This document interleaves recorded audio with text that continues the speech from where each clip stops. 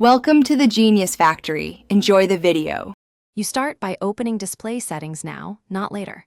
Swipe down twice from the top edge, then tap the gear icon to enter settings. Once inside, choose Display and Brightness or Screen, depending on your MUI version. This groups the controls you need. You'll see a brightness slider immediately. Don't move it yet. Instead, check for Auto Brightness or Eye Comfort options below. These change behavior automatically, so know which mode you'll use before adjusting the manual slider. Now adjust brightness precisely with the slider. Drag left to lower, right to increase, and observe the screen in typical lighting.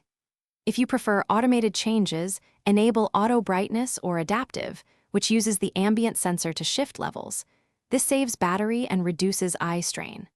Once done, tap Eye Comfort or Night Mode to soften blue light and calibrate color warmth. You can fine-tune warmth with the provided slider. Make sure to test in sunlight and indoor lighting to confirm comfort and visibility. Finish by exploring advanced options that affect brightness overall. Enable Dark Mode to lower perceived brightness and save battery, and set schedules if available.